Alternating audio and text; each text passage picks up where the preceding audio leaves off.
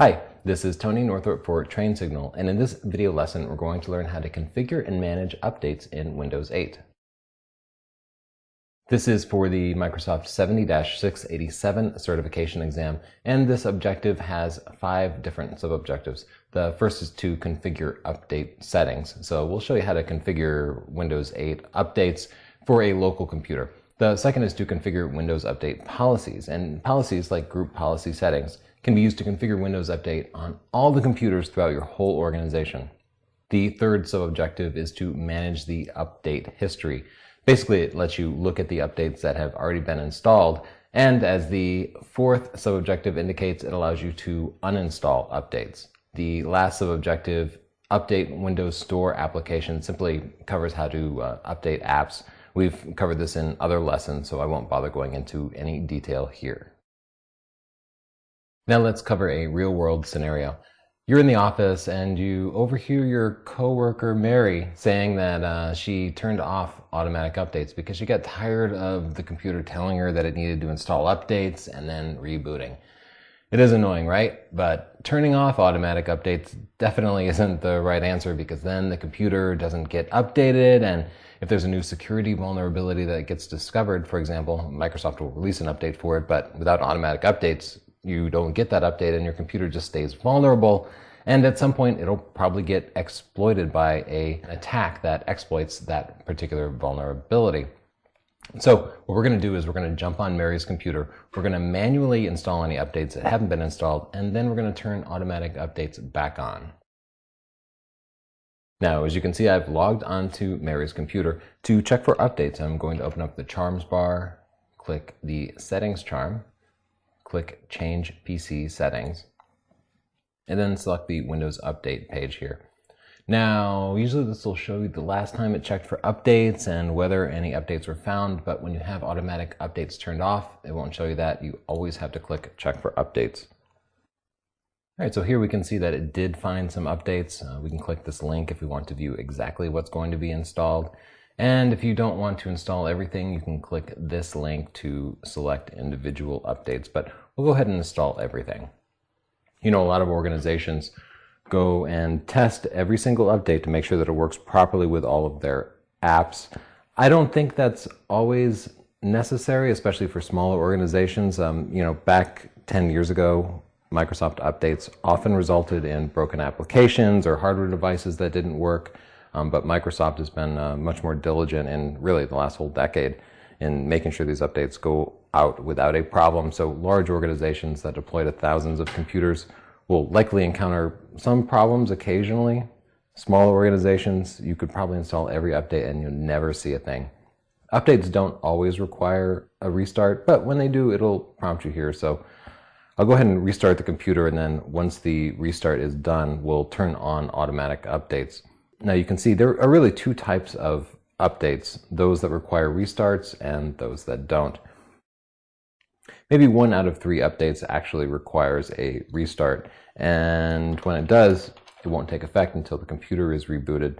You don't necessarily have to stop all your work to reboot right away, but when you have automatic updates installed, it will be reminding you that you need to restart your computer, and that is annoying to a lot of users. Those updates that don't require a restart don't have to update system files or services. If the computer needs to be restarted, that means it's updating a critical part of the system that it can't take offline while Windows is still running. Therefore, it needs to shut Windows down, replace that component, and then start Windows up again, and that's why a reboot is required. So we got that update installed. Let's just go in and change Mary's computer back so that automatic updates are turned on. This time I'll just search the start screen for the word update and flip over to the settings here, and you'll see a link here in the control panel for turning automatic updating on or off. You can see here that indeed she has never checked for updates turned on, even though it says not recommended. You know, Mary, she doesn't listen to anybody's recommendation. We'll go ahead and change it to install updates automatically. Now there's another checkbox here that shows give me recommended updates the same way I receive important updates. You'll see that Microsoft has basically 3 different levels of updates. They have important updates, recommended updates, and then they'll also have optional updates. The important updates are things like security fixes, where if you don't install it, your computer might get hacked. The recommended updates, they're often things like updates to the .NET framework, kind of optional components of Windows, things that might make your apps work better or support new apps and hardware. The optional updates tend to be things like free software from Microsoft, like security software. I'm going to go ahead and click OK to apply this. You can see from the little shield here that it requires administrator privileges to apply.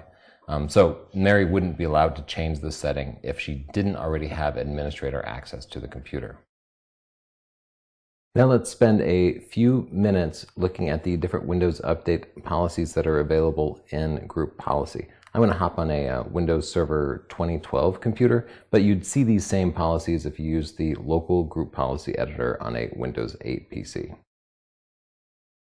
Here's the Group Policy Management Editor on Windows Server 2012, and under Computer Configuration, I'll expand Administrative Templates, Windows Components, and then select Windows Update way down here.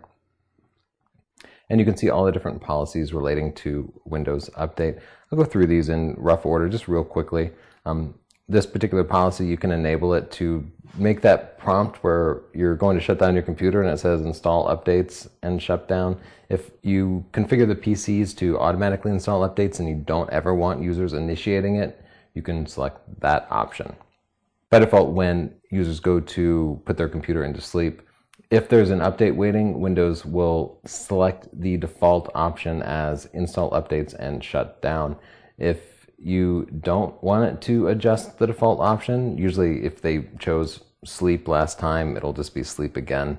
If you don't want it to change the default to install the updates, you can enable that policy.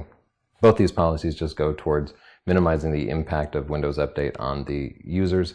Updates are going to impact the users one way or another because you have to reboot the computer to install most of these updates. So there's not any way to alleviate it completely, but you do have control over it. So maybe you can find a way that you can configure the updates that best meets your users' needs. This option, enabling Windows Update Power Management to automatically wake up the system to install scheduled updates. If a computer is in sleep, what Windows Update can do is schedule it to wake up in the middle of the night, presumably when you've configured the updates to be installed, and install them. That way, the user can leave work, put their computer to sleep, and then when they're not using it at 3 a.m. or whenever you specify, it'll power up automatically, install the updates, reboot if needed, and then when they get back to their computer, it'll be back asleep and the updates will have been installed. So this is a really good thing to turn on. I really like allowing power management to install my updates for me. So you can just go in and enable the policy like that. Here's the most important update, configure automatic updates. Let's just take a look at this. When you enable the policy, you get a chance to select the default setting for the PCs, and you can see you have a choice of several different levels here. You can notify the users that there's an update available, and they'll have to click to download it, and then it will notify them that the update is downloaded and it's ready to install, and they'll have to click again. That's not usually preferred. Back in the days when people's bandwidth was really, really limited and really slow, a lot of people wanted to control every bit that was downloaded by their computer, so they didn't want Windows Update downloading these sometimes multi-megabyte updates and possibly slowing everything down. So back in the day, you might want to pick Notify for download. Nowadays, it's usually better to pick one of these options that automatically downloads the updates and then either notifies the user to install it, option 3 here, or automatically schedules the install without bothering to notify the user. For the vast majority of users, automatically downloading and scheduling the install, option 4 here, is going to be the right option because you need to make sure that these updates get installed regularly or computers will become vulnerable. Now, for me personally, and for a lot of IT guys, option 3 here is the best choice. Auto download and notify for install.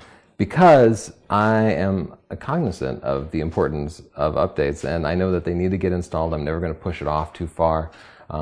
But I don't like scheduled installs because they force my computer to reboot when I might be in the middle of something. I might have some app that I'm running or say a virtual machine open, things that won't persist between reboots, and I find it really annoying when updates are scheduled. Therefore, you might want to choose this option for most of your organization and then choose option 3 here for your IT guys. Something to think about.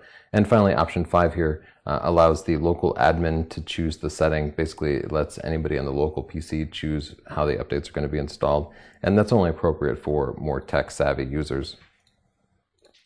As you can see, if you schedule the install, you also get to select when the updates are installed. So you can pick the day of the week or pick option 0 here to just install it right away, and then pick the time. So for the time here and the day, you really want to pick a time when people are going to not be using their PC. So I think every day at 3 for most organizations is going to be okay. If you're not on like third shift, it should be fine. I think it's okay to just have these installed over the weekend. For example, on a Saturday, that means that updates usually come out on Tuesday. That means that it's probably going to wait 4 or 5 days between an update being released and it actually being installed. It's not so much critical that they get installed right away for most updates. It's more critical that it's not inconveniencing the user. So you know your employee's work schedule is the best. Use that information to pick the best settings for these.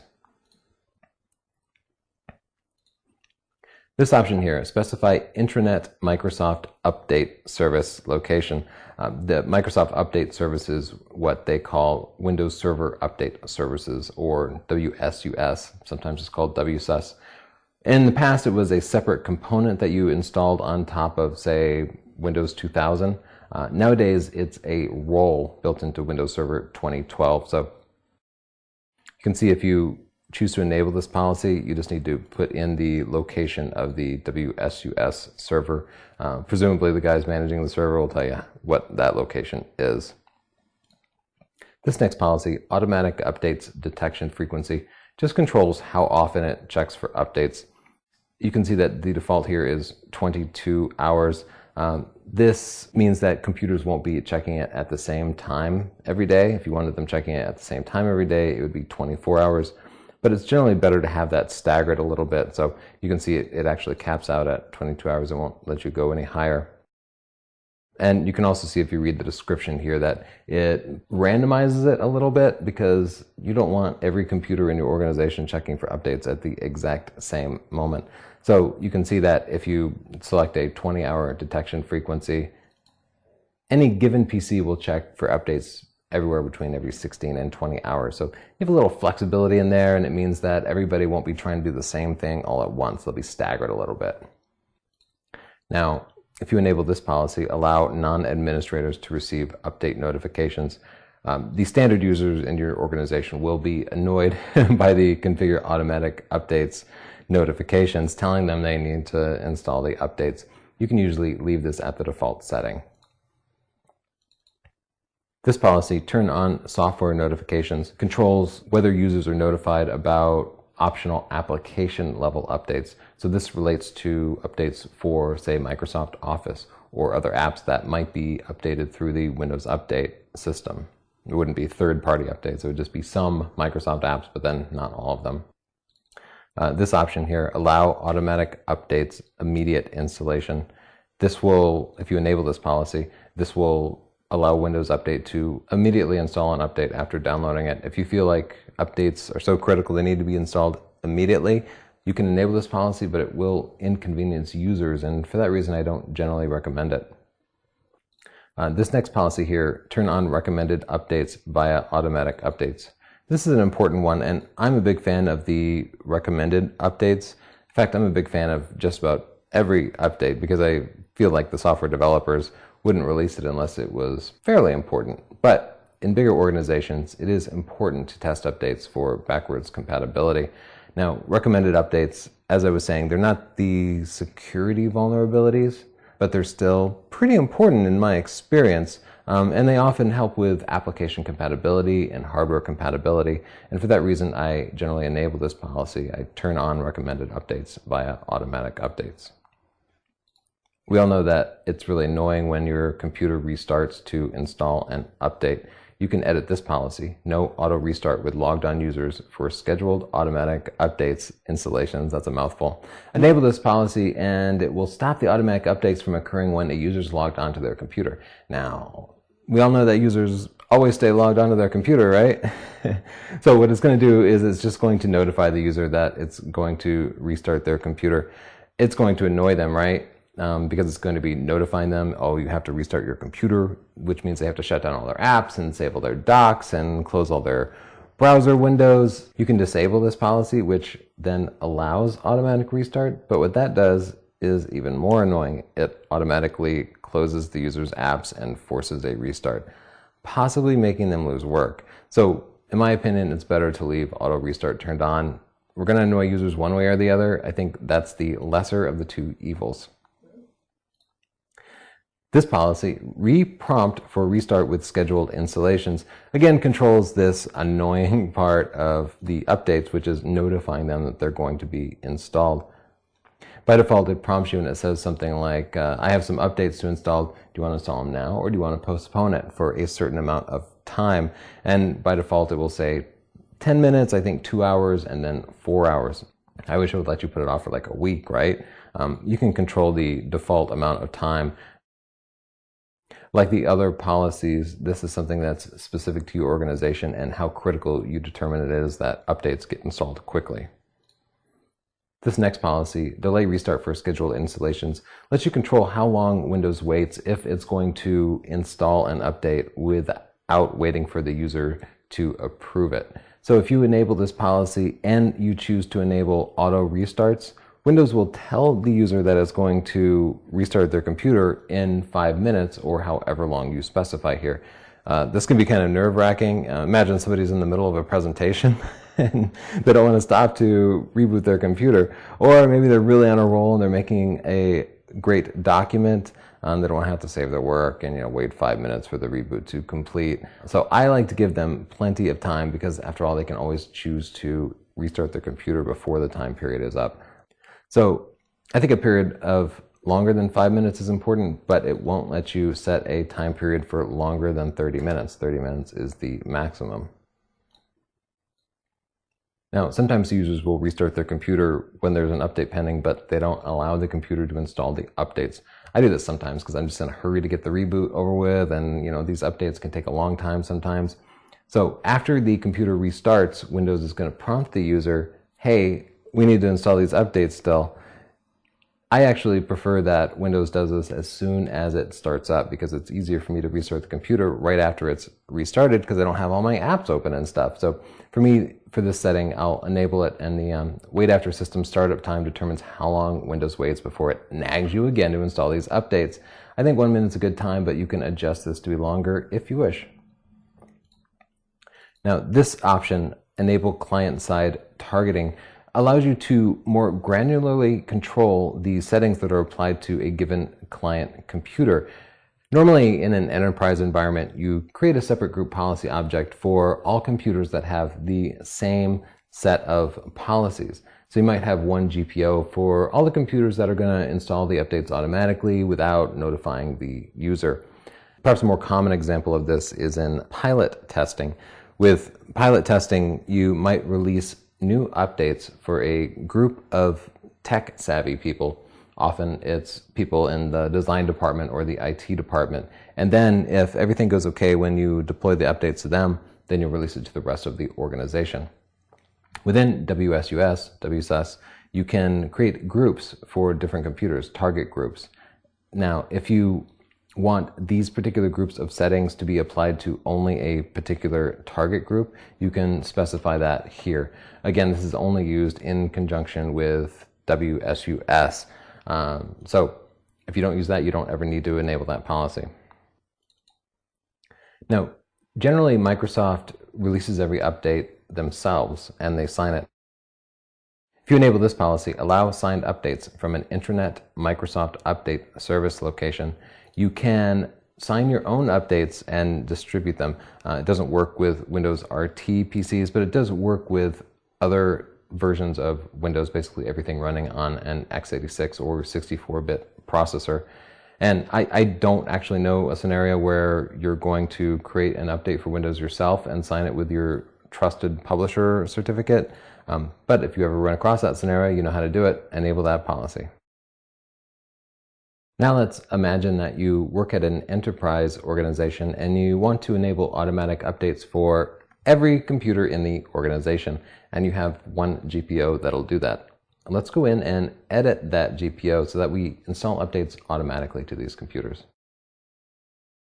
We're back here in the Group Policy Management Editor. I'll just expand this window so we can see it a little more clearly. Of course, the most important setting is Configure Automatic Updates. So we'll select that policy, enable it, and then choose to automatically download updates and schedule the install. Now, in my organization, updates are pretty important, so I'm going to want them installed every day.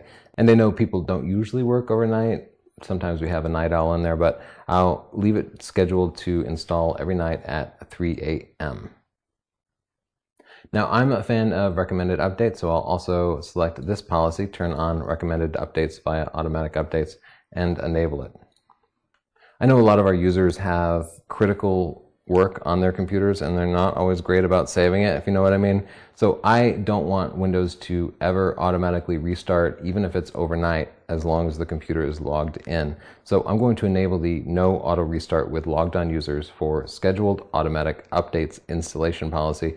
And this will just mean that Windows won't automatically reboot in the middle of the night if the user is logged on and maybe they have a Word document open that hasn't been saved, or some other custom app, something's in progress. You know, maybe it's a video editor who has a video being rendered that's going to happen overnight. I would hate that Windows Update might interrupt that. So the no auto restart policy prevents that from happening.